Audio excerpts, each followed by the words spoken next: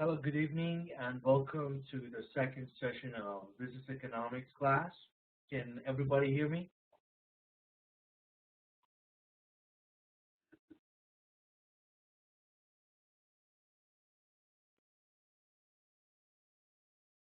Okay.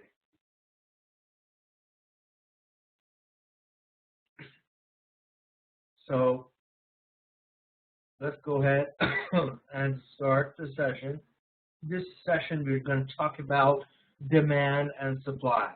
Demand and supply are the very basic foundations of the markets. There's always demand and supply. We're going to discuss that in details.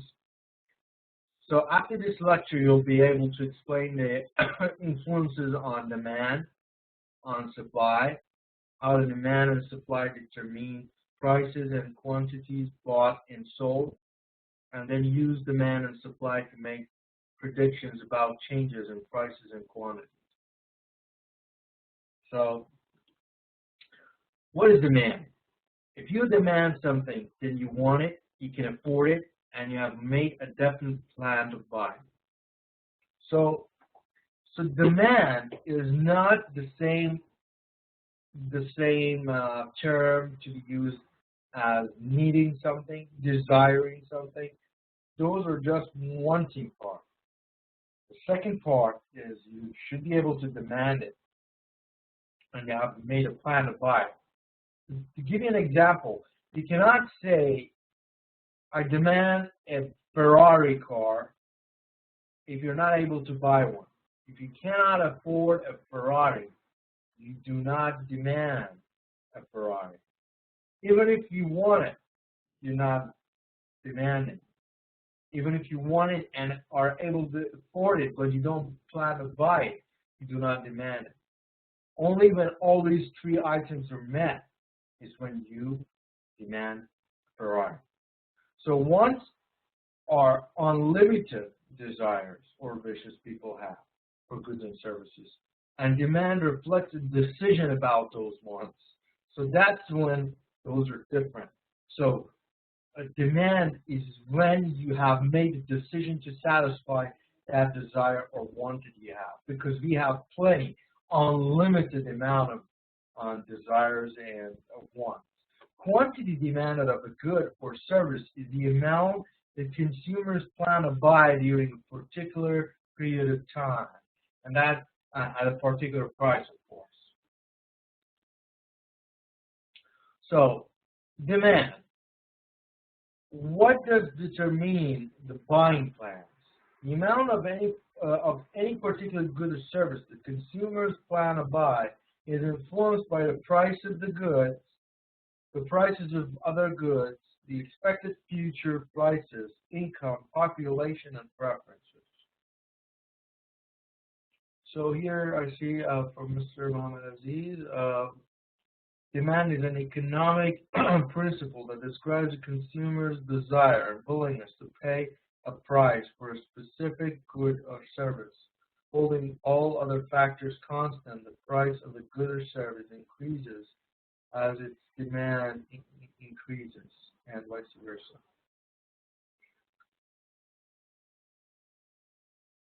Demand is an economic principle that describes a consumer's desire and willingness to pay a price for a specific good or service, holding all other factors constant.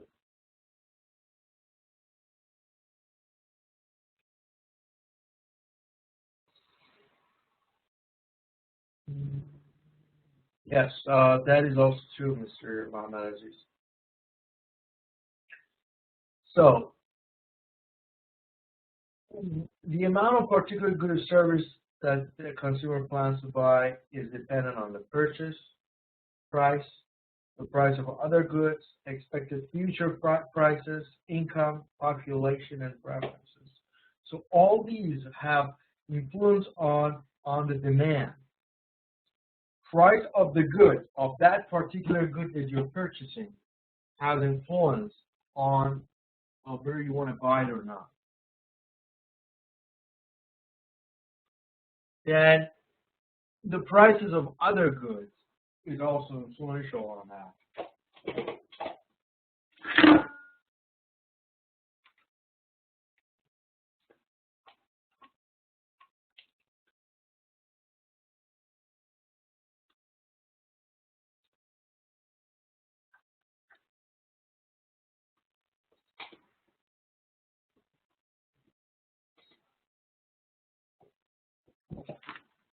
Okay. So, because other goods could be your other options, then expected future prices, like if you see that the price of that certain good is going to increase or decrease, or even your other options prices are going to decrease or increase, then it will change your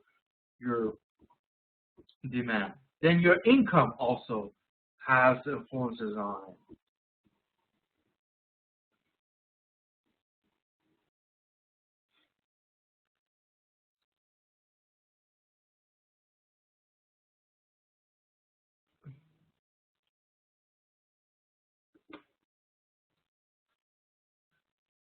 Then population, because the higher amount of population increases in the number of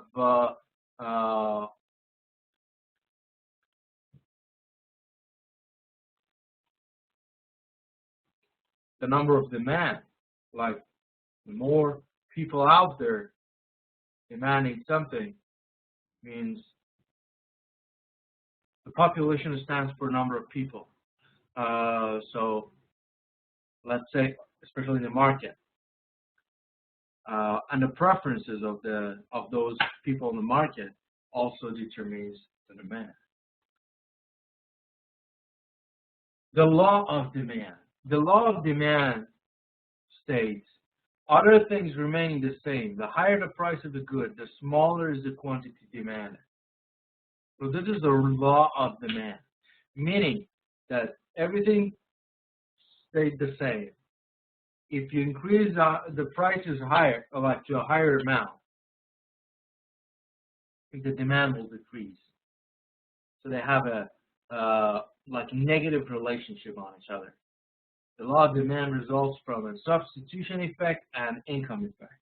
So two effects, like out of those influential factors that we talked about in the previous slide, the substitution, which means that using something instead of what you demand, like your alternative, and also your income will cause you to demand less of something if you basically if the prices go up, because when prices of that product goes up and the substitution prices have not gone up, so it makes sense for you to use those instead.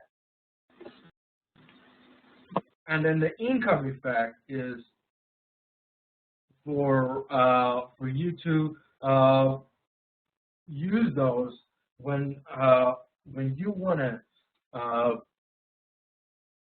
spend money on that product, and the prices go up, that it will use a bigger chunk size of your income. That's why it does not make sense for you if the price go up and the proportion of your income that is used up but purchasing that item, it doesn't make sense for you to purchase it anymore. So your income and substitution effect will cause your demand to go down. So what is the substitution effect? When the relative price or the opportunity cost that we explained fully last week of a good or services rises, people seek substitutes for it. The quantity demand decreases. So that's the opportunity cost. We said you always have something else to consider. There's always another possibility, another alternative choice that you can go for. So when you have the prices go up on you, you can change for the alternative. And then the income effect is when the price of a good or service rises relative to income, People cannot afford all the things they previously bought. So the quantity demanded decreases. So the prices of a good or service rises relative to income. And that's why you cannot afford to buy it. Demand curve and demand schedule. The term demand refers to an entire relationship between the price of a good and quantity demanded of the good.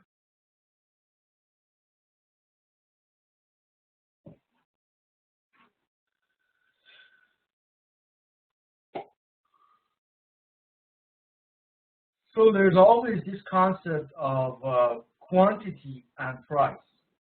And then the demand curve shows the relationship between quantity demand of good and its price. When all other influences consumers' plan purchase remain the same.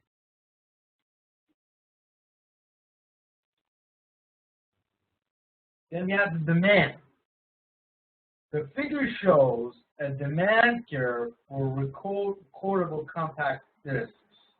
So for CDs, you see the demand curve? You have the price on the left-hand side and you have the quantity. You can see in this chart that at the lowest price, you have the highest demand. As the prices go up, the demand is decreasing. So that's what we were talking about. So the rise in the price, other things remaining the same, brings a decrease in the quantity demand. And that movement along the curve is what basically explains it. Any questions so far?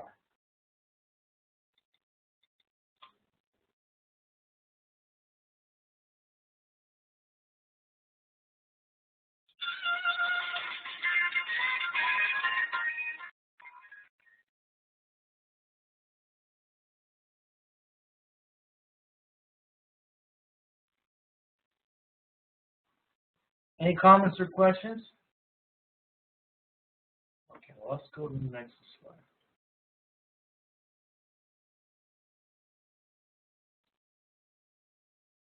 So, a demand curve is also willingness and ability to pay curve. So, when you have a demand curve, in a sense, you know how much you're willing and able to pay. So the demand curve shows like the consumers, if they are able, if they're willing, because we mentioned that demanding is not just desiring. It's the fact that they are able, they're able to purchase, and they are willing to. They're going to make that decision of purchasing a product or service. So that's what it shows us in that sense. So the smaller the quantity available, the higher is the price that someone is willing to pay. So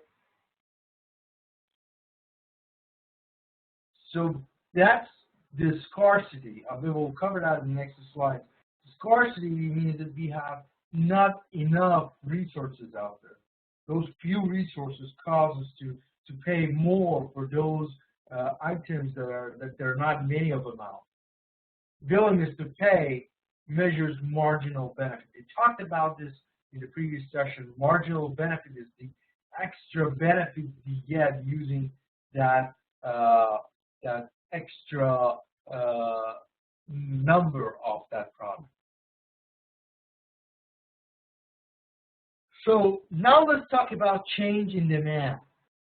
When any factor that influences buying plans other than the price of the good changes, there is a change in demand for that good. The quantity of the good that people plan to buy changes at each and every price, so there is a new demand curve.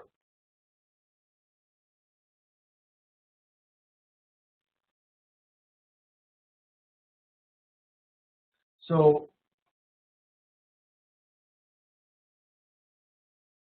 So changes in buying plans changes the demand curve. So the quantity of goods that people plan to buy changes at each and every price. So there is a new demand curve. So new demand increases the quantity that people plan to buy, increases at each and every price, so the demand curve shifts rightward. So when demand decreases, the quantity that people plan to buy decreases at each and every price, so the demand curve shifts leftward.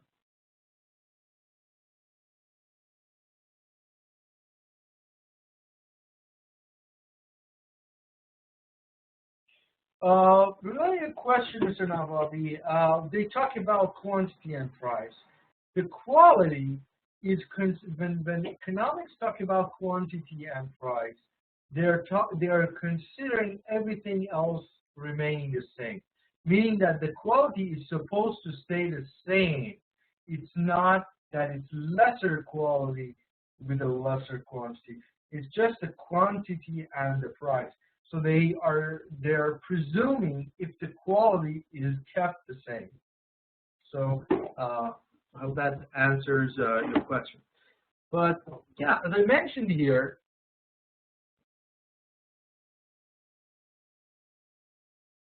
so this is talking about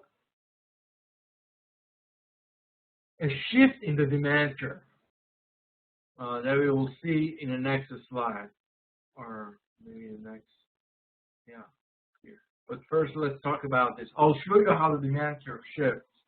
But the factors that change the demand curve is the substitutes, is like the opportunity cost, like what other options you have, and a complement is the goods that are used in conjunction or as a complementary to that. Like when you are buying burgers, sodas and ketchup sauces are complements. When the price of the substitute for CDs rises, or when the price of complement for CDs falls, the demand for CDs increases. So the figure, look at this figure. You see how the demand curve shifts from the blue curve to the red curve? The figure shows the shift in the demand curve when the price of CD burner falls. So when the price falls, you see the demand curve actually moves further ahead. It increases.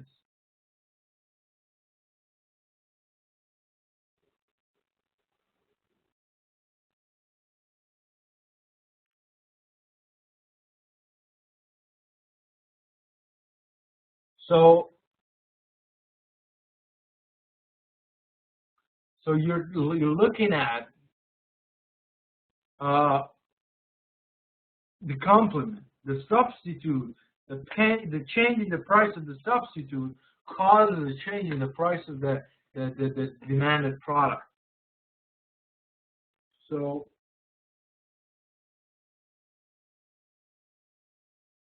CD recordables, because the CD burners, when their price falls, it's easier for one to burn CDs. That's why it makes sense for the price of CDs also to fall and their demand, or even if they don't fall, people will buy more because it's easier now for them to purchase, to burn CDs, right? Expected future prices. If the price of a good is expected to rise in the future, current demand increases and the demand curve shifts rightward. So again, the future prices also have an effect on the demand curve. You will see that if the prices of the good is expected to rise, that will move the demand curve. Or also regarding the income, when the income increases, consumers buy more of some goods, and the demand curve shifts rightward. A normal good is one for which demand increases as income increases. An inferior good is a good for which demand decreases and income increases. So we have this concept of inferior and normal goods also. So when there is a direct relationship between increase in income and increase in demand, it's called a normal good. But when the demand decreases as the income increases, it's called inferior good. A good example would be when people are not able to afford certain food items, let's say, when their income is low, they're sticking to certain foods that are cheaper, right? So when their income increases, they won't increase the number of those food items that are cheaper. Like instead of 10 items, they don't buy 20 of those same items. Instead, they'll buy a better food item. So the number of the previous food items will not increase, just go away. And the only reason they were using it was because they were not able to afford it back then. But now that their income increases, they're able to afford better food items. So those items would be called inferior items. But there are certain items that people desire to buy. They cannot afford to buy a lot, just they will buy a little bit. And as soon as their income increases, they'll buy more of those same products. So it's not those products are really desirable for the buyer. It's just that they cannot afford it. Different from the inferior good, which the item is not necessarily the most desired item or like food item, but just because their income does not give them the ability to purchase better food items, they stick to those. But as soon as their income increases, they'll change. Is that clear? Everybody's following me?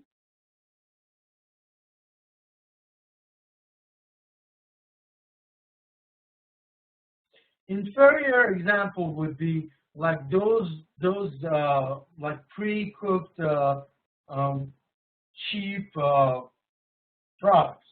Let's say nuggets that they're chicken McNuggets here. You can buy them at Costco, which is a retail shop.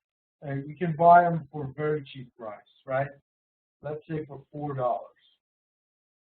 But when people's income increases, they don't necessarily buy, instead of 4 of those, they don't necessarily buy 8 of those. Instead of those, they'll probably buy better pre-made foods that are now priced, let's say, at $10. So instead of buying 2 of those $4 ones, they'll buy 2 of those $10 ones. So even though they're spending more, they're not buying the same product but more, but they are buying better products. So that food item priced at $4 is called an inferior good. Okay?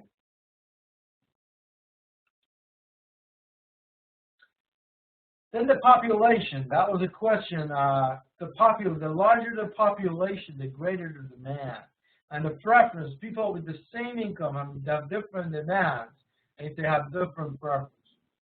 So preferences are also important in determining how the demand changes, how the demand curve changes. So a change in the quantity demanded versus a change in demand. So this figure shows the distinction between a change in demand and change in the quantity. So you see that red dot, it moves up or down as the quantity changes. So at a higher quantity, you'll see it goes all the way down. At a lower quantity, it goes all the way up. And it's like the price also in determining with that. So you can see that here. When the prices of the goods changes, everything else remains the same. There is a change in the quantity demanded and movement along the demand curve. So that dot along the demand curve, like on that demand curve, it will change. It will not move anywhere like up or down away from the curve, but on the curve, it moves down or it moves up. When one of the other factors that influence buying plans changes, there's a change in demand and a shift of the demand curve, as you can see here. So one of the other factors that influence buying plans changes. So decreasing quantity demand, you see it will move to the right and left.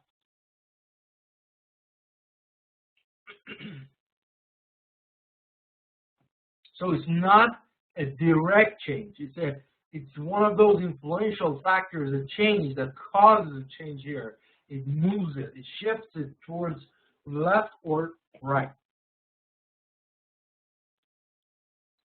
And then we get to supply.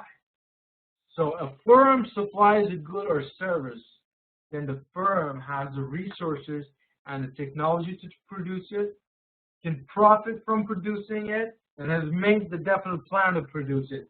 Same way like demand, supplying doesn't mean that you can just afford it. If you can afford or you're able to produce it, it does not mean that you're supplying it or you're not a supplier. It takes all the three conditions again. First, you need to have the resources, the technology, right? Let's say all these Blu-ray movies that are coming out, your company is not going to be able to be a supplier of those unless you're able to produce Blu-rays. So that's number one. Number two, you got to make profit of it. Otherwise, it doesn't make any sense because you'll be out of business if you decide to do that. So you will not be considered a supplier if you don't make money off of it. So making profit is really important. And then finally, you have made a decision to make those. So just being able to make those and also having the resources is not enough. You gotta have made a decision to do that. Resources and technology determine what it is possible to produce. Supply reflects the decision about which technologically feasible items to produce. And then the quantity supplied of a good or service is the amount the producers plan to sell during a given time period at a particular price. Okay?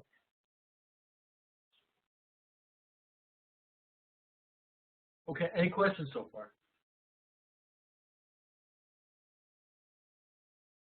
Any comments or questions?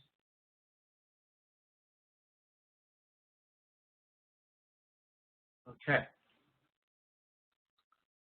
So, for more clarification, I want to show you something.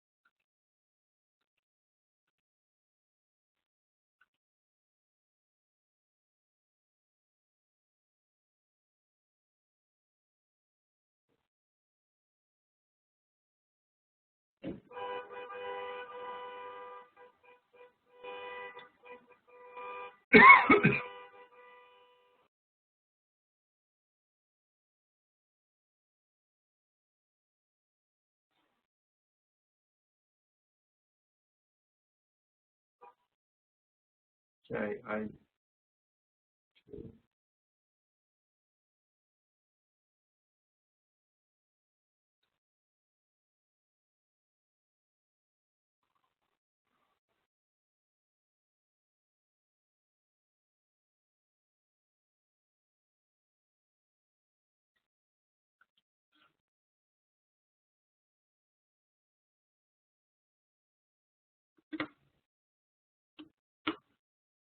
okay.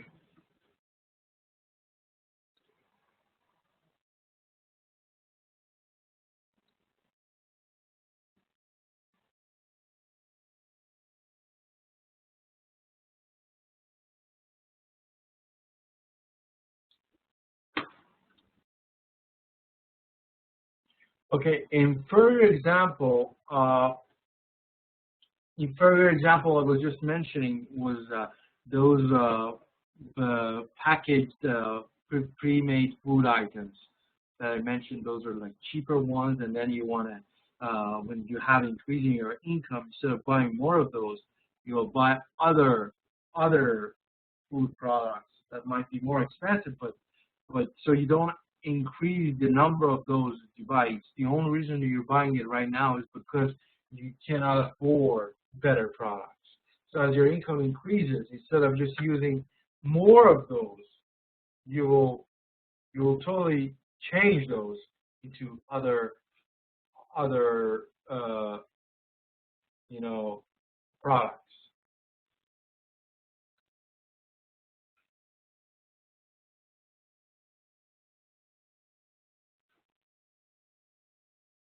So that's how it works.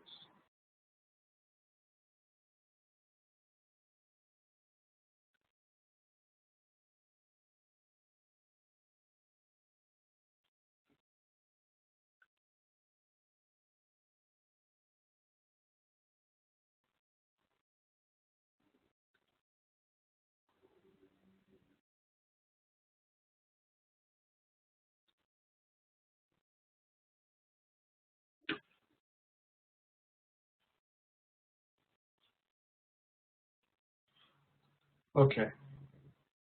So what is the relationship between resource and technology?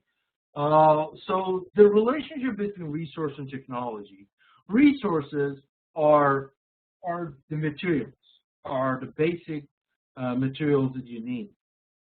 But the technology is the tools for you to work on those resources and create the product. So when you are looking at what you're able to produce, first of all, you need that resources, like the materials, but that in itself is not enough, as you need the technology to be able to work on those materials and create the product. So they work together, not alone, right?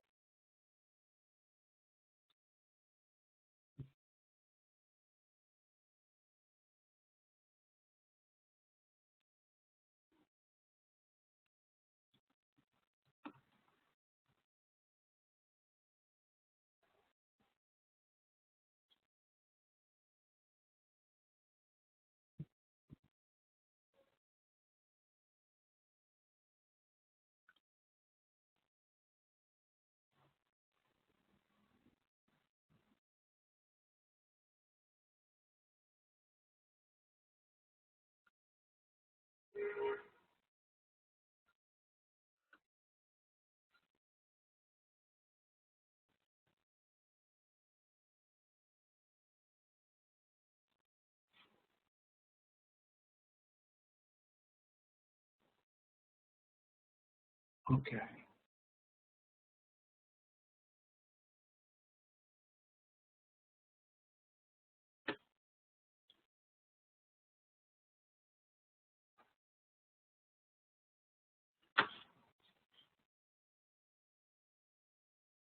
Okay.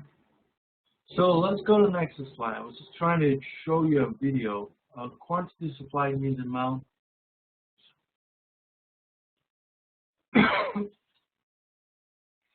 Okay. so I couldn't find it, which is fine. Quantity supplied means amount to be supplied. Quantity, yes, means the number of products that you supply. So what determines selling plans? The amount of any particular good or service that a firm plans to supply is influenced by the price of the good, the prices of resources needed to produce it, the prices of related goods, the expected future prices, the number of suppliers, and the available technology. So for a supplier to come up with a selling plan, all these are influential. So the price of that good is important. So the price of good is not just important for the consumer, but it's also important to the producer, to the supplier. So the resources, as I mentioned, is important because the price will determine the final price because they have to purchase those materials.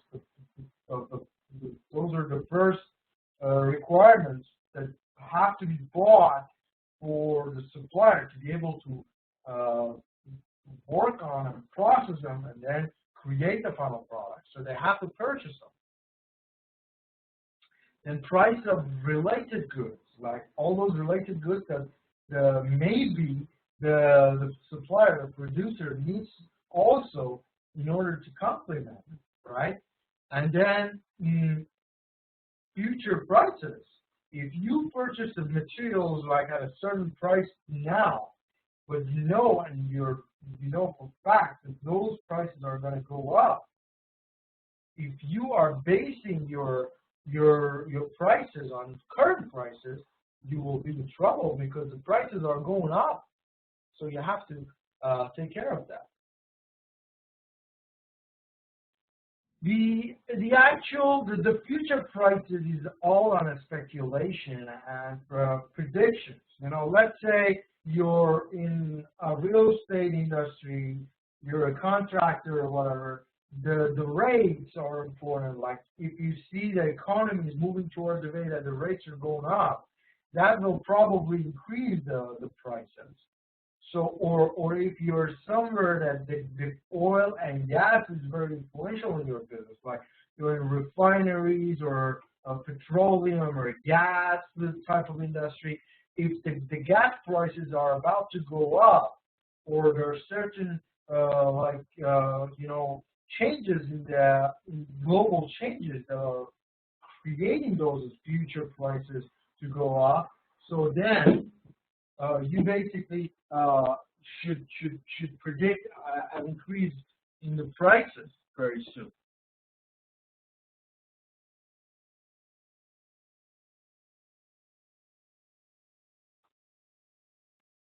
Yes, but that increase in supply will and the change in the prices are to a certain extent. If you want to make sure your business is viable, you cannot just say if people supply more, the prices will go down and stuff like that. You need to make sure you're making the right decision based on all these factors, because what we are trying to become and expecting you to be in, the way we expect you to look at things, is to look at stuff as you understand these concepts and changes in the market and utilize them in your favor. Or if those changes are not in your favor, you need to know how to react in order to be successful or minimize the costs or the disadvantages and maximize the benefits. We are talking about both, Mr. Nawab. We are talking about the future prices of the goods and also the raw prices of the materials. And normally the materials, why? Because if the materials go up, the prices, then the products will also go up. So generally and initially we're talking about the materials, because the materials are the determinants of the final goods prices. So as a supplier, you are looking at the materials. right? And because that will increase the prices in the goods for the consumers. Are you following me?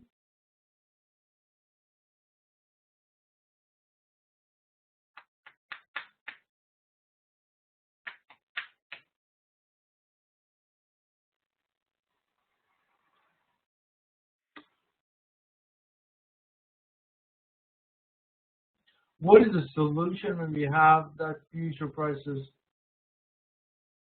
Yeah, normally the prices will go up. I mean, unless you are in an industry like IT industry, that the prices, because there are very, very fast changes in the technology, you will basically, the prices are going up in a sense, but the price of the previous products are going down. So it's a very fast-paced market. So, but generally the prices are going up. You just got to be prepared on the changes in the market and the amount of increase. So the fact that they're going to increase is almost definite mostly, but the fact that how much it's going to increase is the case, and how you're going to influence that change, or how you got to be influenced by that change. That is at stake. And the best way to do that is to have a good plan, is to have a good supply. Like when you are buying your materials, it's good to have an inventory where you buy the stocks and the inventory for a period of time that you think is needed and enough for your purpose. So when it comes to it, you're able to use those, and you don't have to purchase the new material with the higher prices, right? Does that answer your question?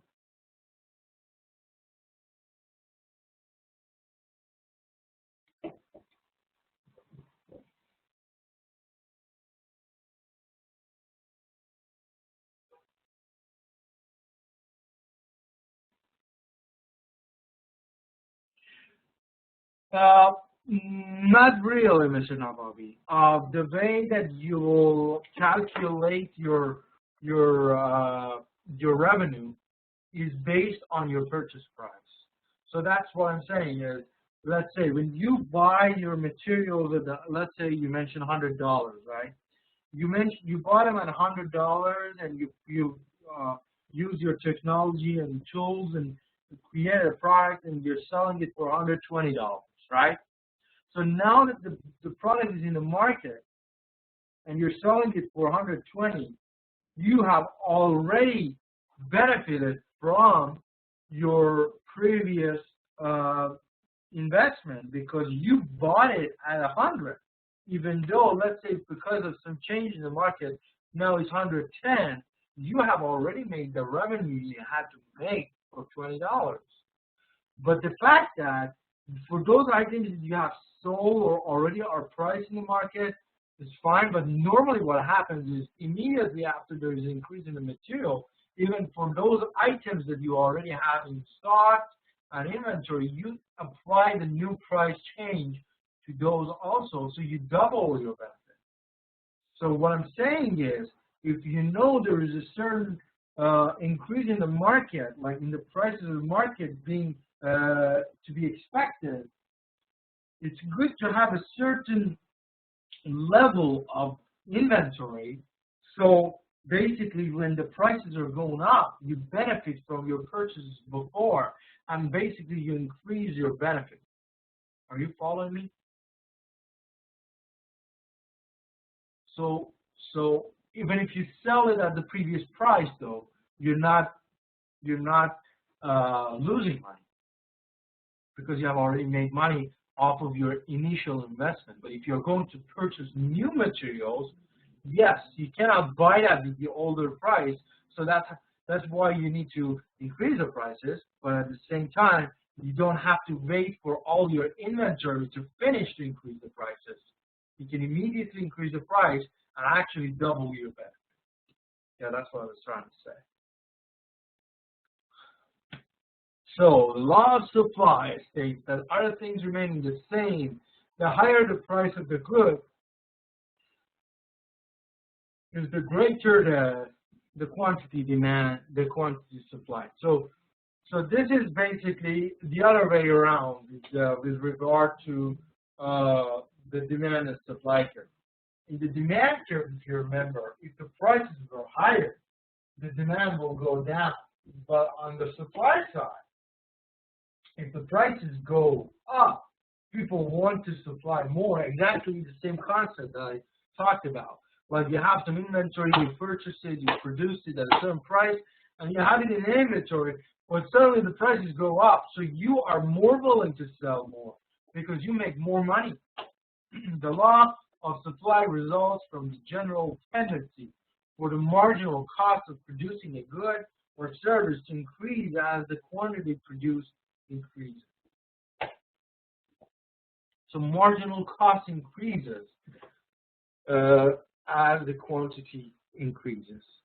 So producers are willing to supply only if at least cover the marginal cost of the production. So basically, when you're producing more, you're incurring a cost, and that's why you only are willing to sell if you're making enough money. Okay? So the supply curve and supply schedule. So the term supply refers to the entire relationship between the quantity supply and the price of a good. So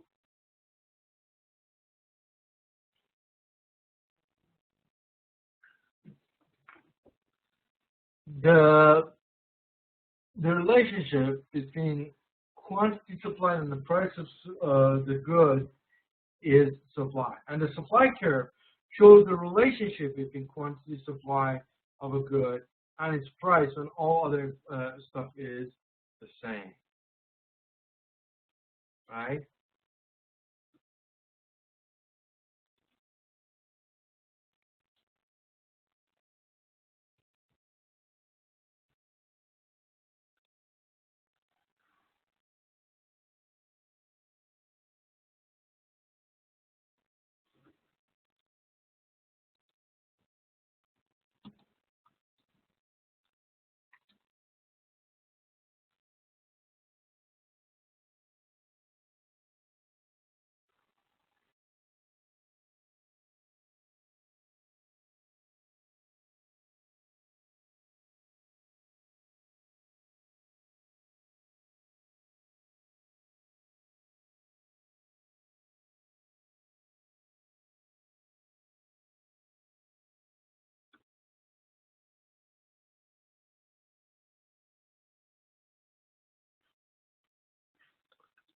Okay.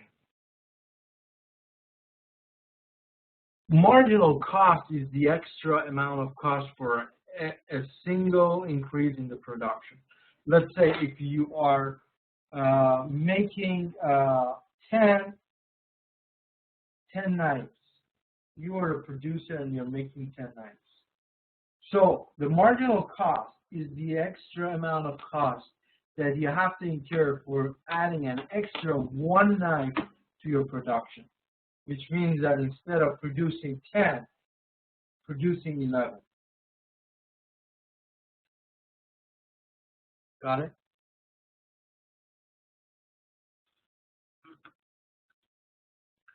So the figure shows the supply curve of a recordable compactors. A rise in the price, other things remaining the same, brings an increase in the quantity supply and movement along the supply. So as you can see, you have the change in the supply, same way with the demand, and it moves along, as you can see. The black dots can go up and down with the pricing. So, but different from demand curve on supply curve, the higher the price, the higher the demand. So if you go up, it's because the prices are going up, so your demand is going up. Okay. So supply. The supply curve is also a minimum supply price curve also.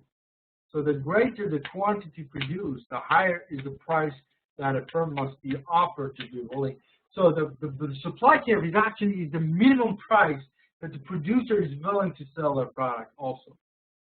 So the supply price is the minimum that the seller is willing to pay. And the demand curve price is the maximum that the buyer is willing to pay.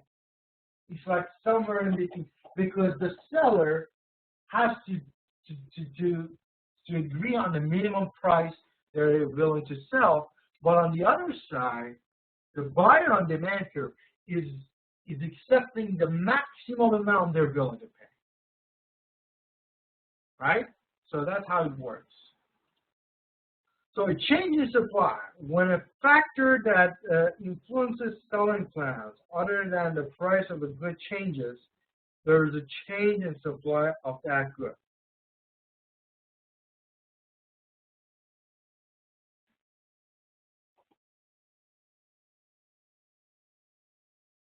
The quantity of a good that producers plan to sell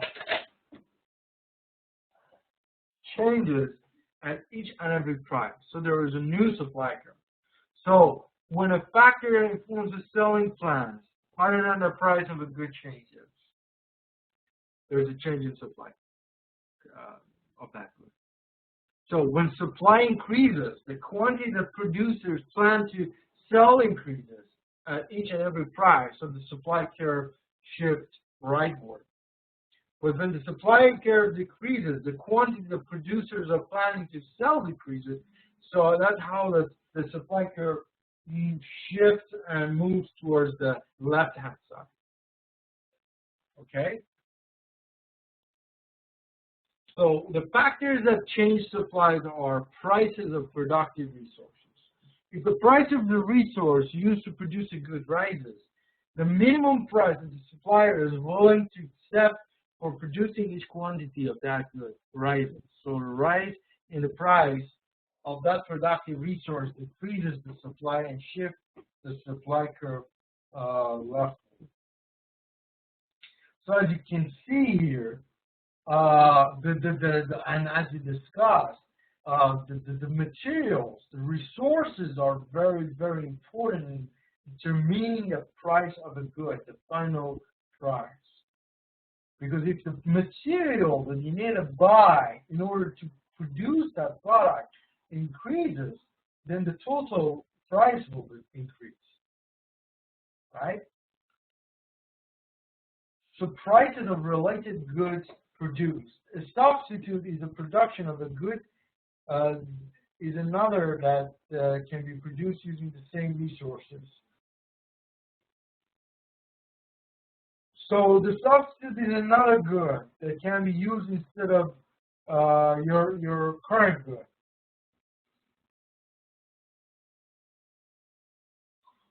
And then the complements are those that must be produced together.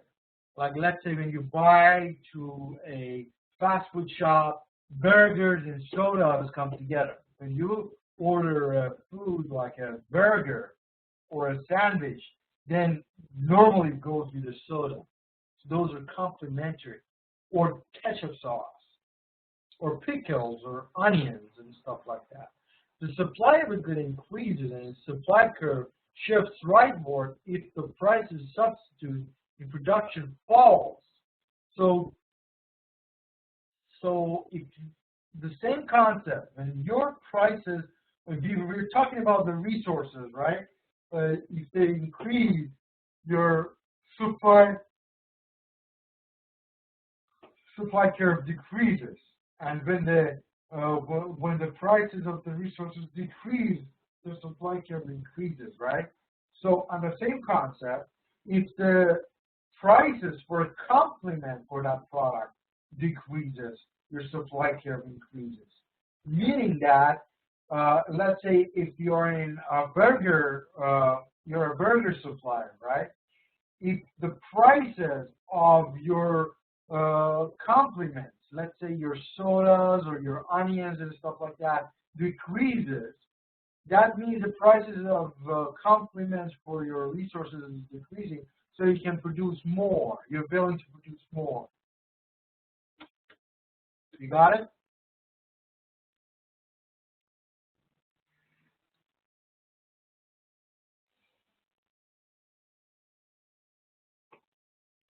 So then expected future prices for supply. If the price of a good is expected to fall, the current supply increases and the supply curve shifts right now. So the same way, like the same way that just current change in your current prices influences your supply curve. On the same basis in token, future changes will also have effect. Because if you know that the prices are going to go down, you're able to supply more because the prices are reducing. And the number of suppliers, the larger the number of suppliers of goods, the greater the supply of the good, and that increasing the number of suppliers shift the supply curve rightward. Okay? So,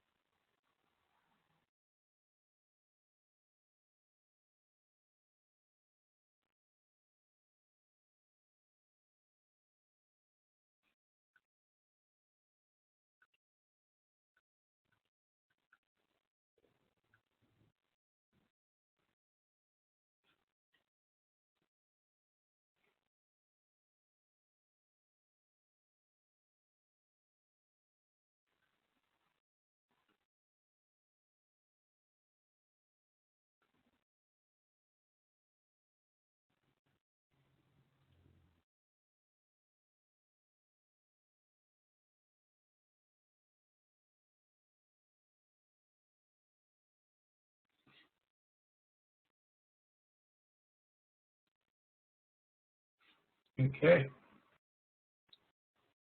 So, let's move on. So, technology. Advances in technology also creates new products and lowers the cost, so increases the supply also. You can see here, the figure shows the advancement in technology basically changes or moves the supply curve to the right-hand side, increases the supply.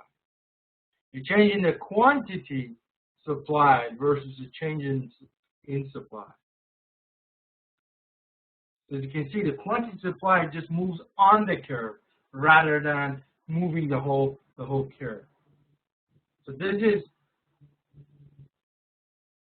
change in the supply, not the quantity supply. So you following? And then market equilibrium is a situation in which opposing forces balance each other.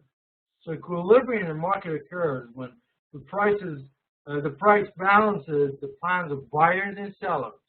So the equilibrium price is actually the price at which the quantity demanded equals the quantity supplied. So it means the balance of the market. It means that the quantity demanded and quantity supplied are practically the same. The equilibrium quantity, the quantity bought and sold at the equilibrium price. So price regulates buying and selling plans, and price adjusts when plans don't match. Okay. So before it gets more confusing, let me give you a task because I want to make sure you are understanding everything. I don't want to give you too much information. Please give me an example of demand and supply and how changes in demand and supply for a specific good, specific product. And how changes in supply and demand.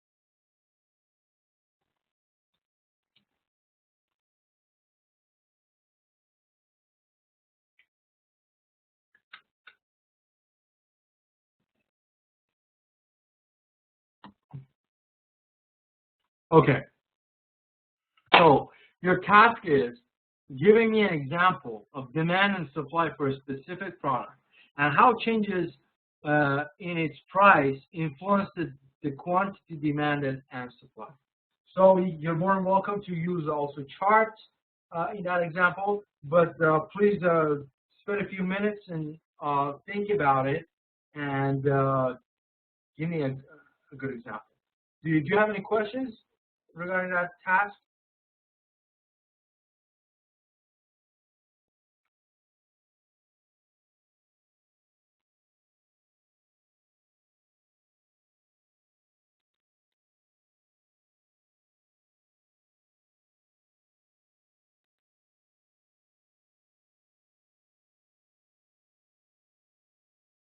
Okay, so please take a moment.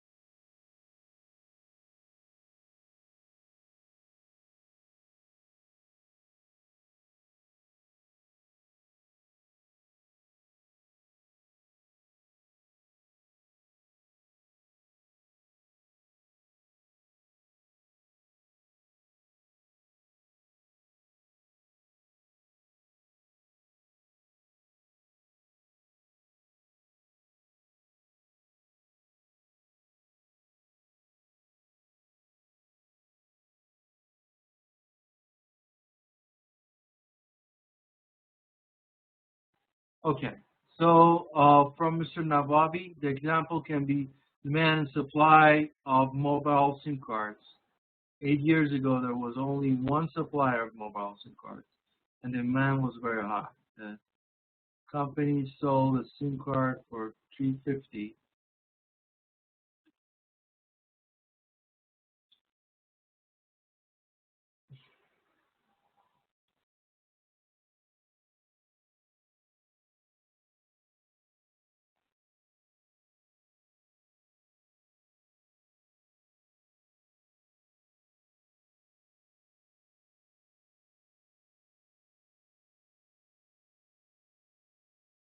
Okay, for your example, Mr. Navabi, if you look at the question, you're asking about the demand and supply for a specific product. Okay, so the SIM card here is the product, right? And the demand is the people who are able to afford it, are willing to buy it, and they have made a decision to buy it.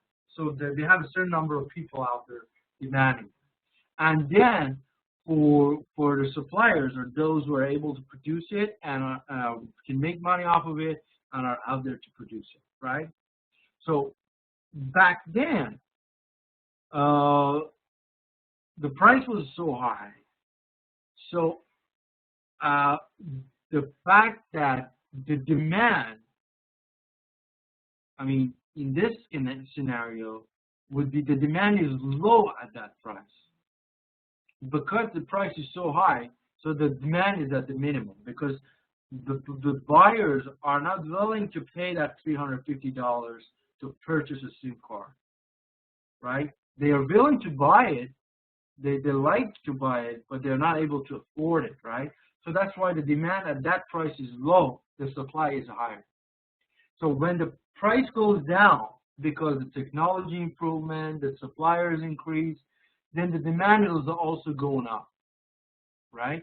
So, and then the quantity here, which is also at stake in that question, will also increase. The quantity demanded also increases.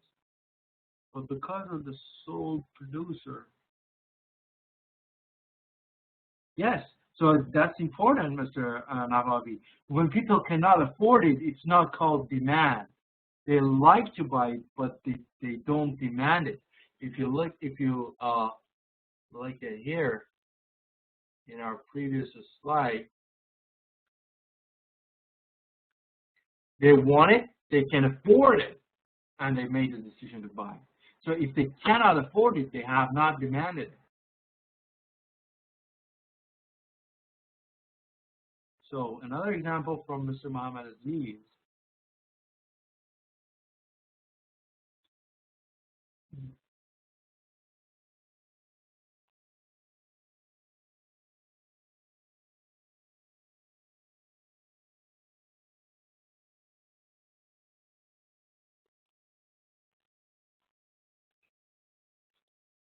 Yeah.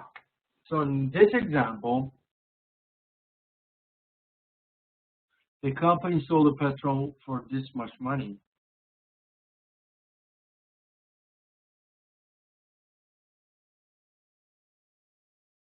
So again, you have a problem here also.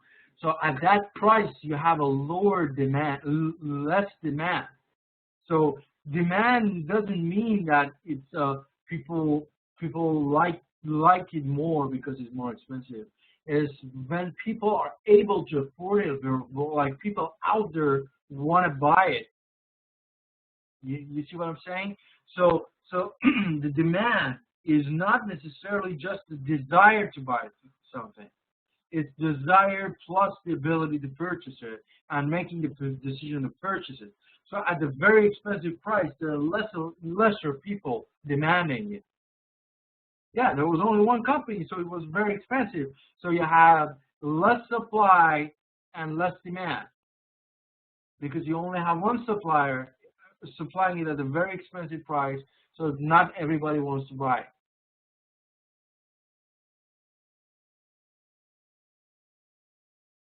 Oh, okay. If people were in the queue, then there is something else at stake here. If people wanted to purchase it in line, it's because the supply was so low, right? Because there's only one supplier and the demand is so high, right? So it's a whole different scenario. So the quantity that is supplied is so low here, and there's a huge amount of demand. So what had happened though is when the demand is so high, it normally increases the price because the supplier will produce more. But the only reason that it came so down is because there was so many suppliers added, and the quantity supplied added, and the technology was changed in order to produce it more, right? So then all these all together caused the price to go down and the supply to go up to satisfy the demand. That's what has happened in this example then. So what I want you to realize though from all these examples and how you're looking at it is I want you to be able to analyze, not just by typical analysis. I don't want you to just typically say, okay, when the price go down, then the demand go up. Don't do that. Try to understand that situation and try to use all these analyses that we discussed about and we learn about, and try to make sense out of all that scenarios. So what you need to do is not just to memorize all these. You need to understand it and be able to apply it in all these different scenarios. So that's really important. So that's well, what I want to do now is I want to show you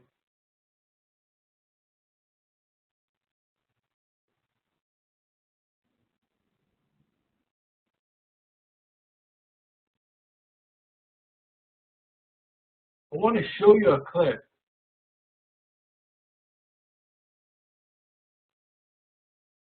I want to show you a clip on supply and demand. Okay? Let me show you.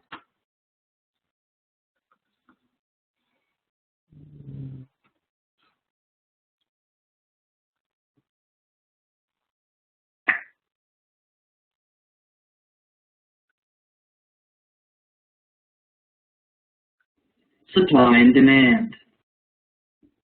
If you've only heard of one economics concept, it's probably supply and demand. Eventually, we'll want to derive this concept from basic assumptions about utility and cost functions, but for now, I'll just go through the 2-minute version. Let's start with supply. A supply curve is a relationship between the price of a certain good and the amount of that good producers make. Let's say they're producing umbrellas. Supply curves typically slope upwards, since a higher price means producers can earn more from each item they sell, so it's worth it for them to produce more of that item. Now, on to demand. A demand curve is a relationship between the price of a certain good and the amount of that good buyers want to buy. Although there are exceptions, most demand curves slope downwards. Intuitively, you'll buy more of something if it's cheaper. If we graph our supply curve and our demand curve together, we get this cool little X. The price at which supply and demand cross is the market clearing price. If the price is at the market clearing level, producers produce exactly as many umbrellas as buyers want to buy. So every umbrella is sold, and everyone who wants to buy an umbrella can do so. What if the price of umbrellas is higher than the market clearing price? Then producers make more umbrellas than buyers are willing to buy at that price, and we have a surplus. Similarly, if the price of umbrellas is set below the market clearing price, buyers want to buy lots of umbrellas, but producers aren't so eager to produce that many, so we have a shortage of umbrellas. It's important to realize that the words surplus and shortage always refer to price phenomena. 1,000 umbrellas could constitute a surplus if the price of an umbrella is $100, or it could constitute a shortage if the price of an umbrella is $1. Where would we expect to see prices in our supply and demand model? The answer depends on many things. It depends on whether there is one producer or many, on whether there is one buyer or many, on what the laws are, and on how quickly the market can react to a sudden rainstorm.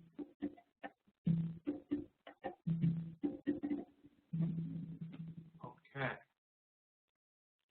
So,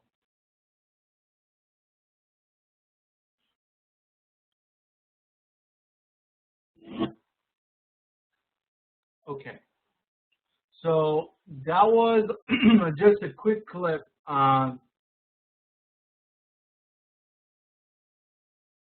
Yes, so we definitely need to have more discussions on it. Oh, what part of it you do not understand, Mr. Mohammed Aziz?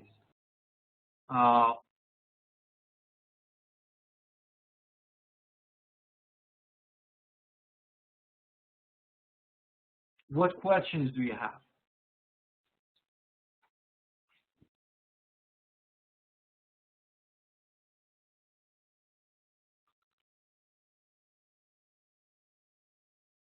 Is there any part that is kind of confusing for you?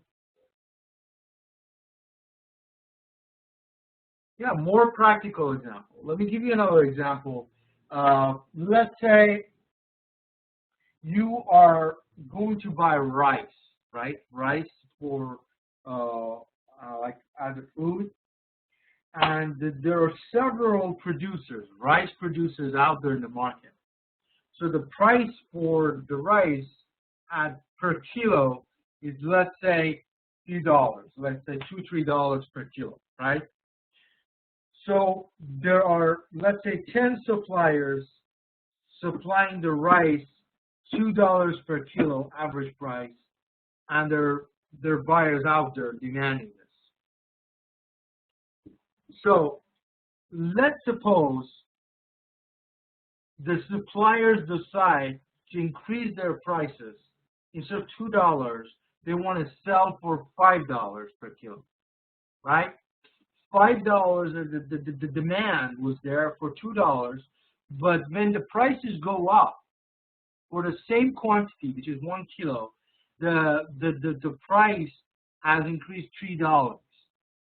So what has happened now is the suppliers have increased the prices.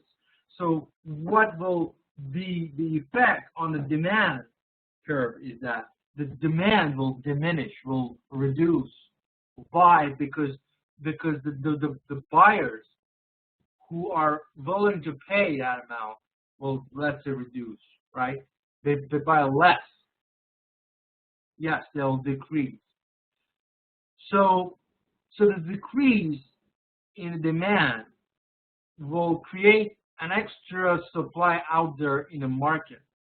So what will happen is the suppliers will try to reduce their price in order to meet the demand level, because they have extra supply now out there and nobody wants to buy. So they produce less to just satisfy what the people need. So they reduce the price, let's say, a few dollars. Instead of $5, they make it $3, which is still $1 extra. But that will satisfy a lot of buyers, and they will agree to pay $3 for the rice. So that means a total of $1 increase the prices for rice from the beginning. But because, let's say, the consumers agreed and they found out that that's a, let's say, good price, they'll decide to buy it at $3. So the demand and the supply will meet each other and match each other. So the supply and demand, they work together. So when the prices go up, the suppliers will jump in to produce more because they want to make more money. But if it's to the extent that the demand diminishes, they have to reduce it back to get to the equilibrium. So it definitely differs in different situations. That's what I want you to focus on, understanding and learning the concept rather than just memorizing the definitions. So what is best to do is to understand the concept of the demand and the supply. Even though they're very simple, it takes a lot of like understanding and a lot of deep knowledge of it, and then you'll be able to apply it to any scenario. So that's yeah, it's very tricky. It's tricky. So that's how you need to be able to maneuver. What I suggest is for you to play around, find a situation and try to understand it with the concept of demand and supply, and that way you will internalize the knowledge and you'll be able to basically apply to any concept. So I think that's the best, just to try to understand it deeply and try to apply to different scenarios. I think that's the best approach. Okay. Are there any questions or comments?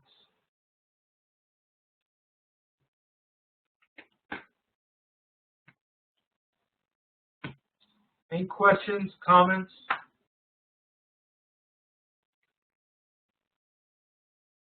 So please don't forget to send me this task by email also. You can send it to me by tomorrow, but make sure you send it to me. So basically we covered the demand and supply and how they determine the prices. So we discussed demand, supply, demand curve, how it moves along the curve, and how it shifts, like the demand changes. We talked about complement and substitute goods. We saw how it moves rightward or leftward, and they also, should we more explore it or just send? Yeah, you can just send it. Whatever you have, if you want to add a little bit or just fine-tune the wording, it's fine.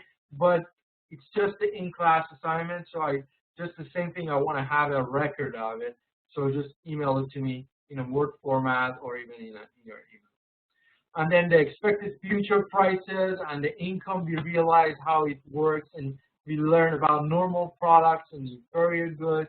We learn about population and preferences, and then changing quantity demanded. Then we went to supply.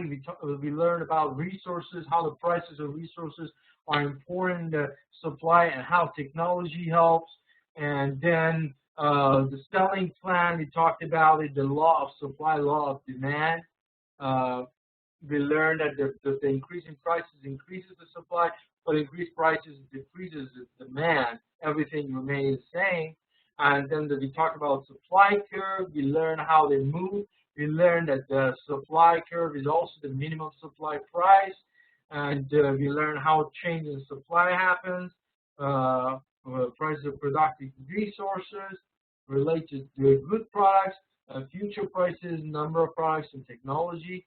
And also, we saw the changes in the demand curve, and also on the demand curve, equilibrium price, we learned it.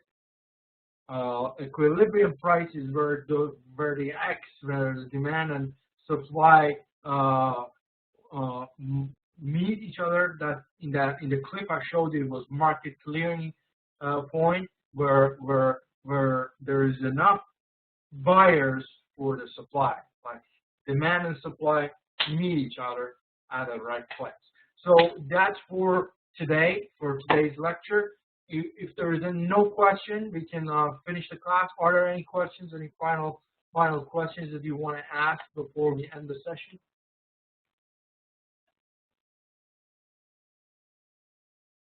Okay, so since there's no question, let me just show one other clip, which is also a good understanding of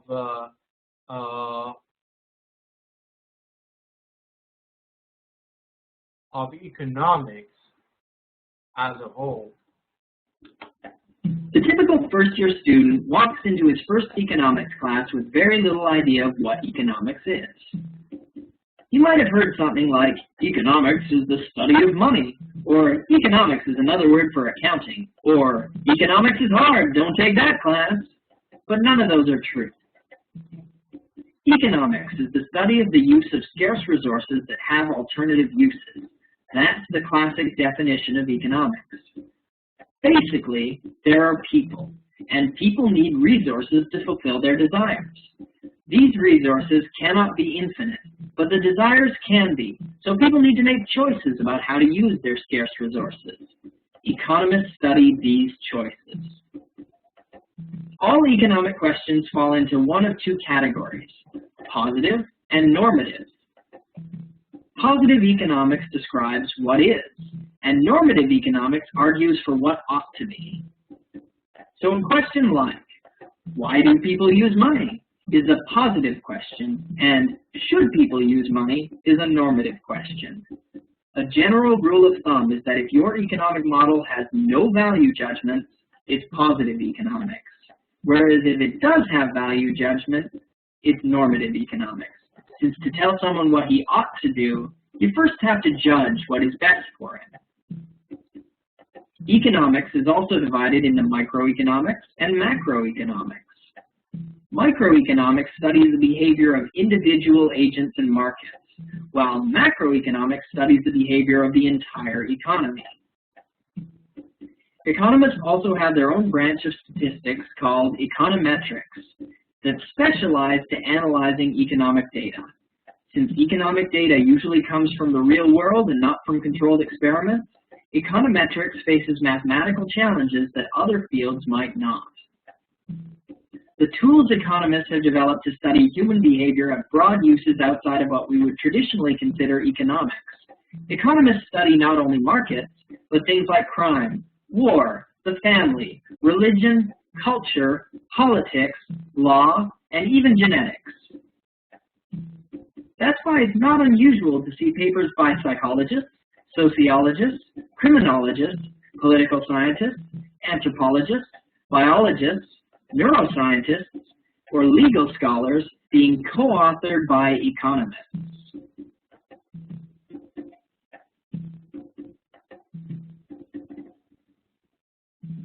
Okay, so that's for that. And sharing. So that was just an introduction for economics. Next session we'll continue our discussion on the supply-demand equilibrium and stuff like that. So you guys have a wonderful week. Nice talking to you, and see you next week.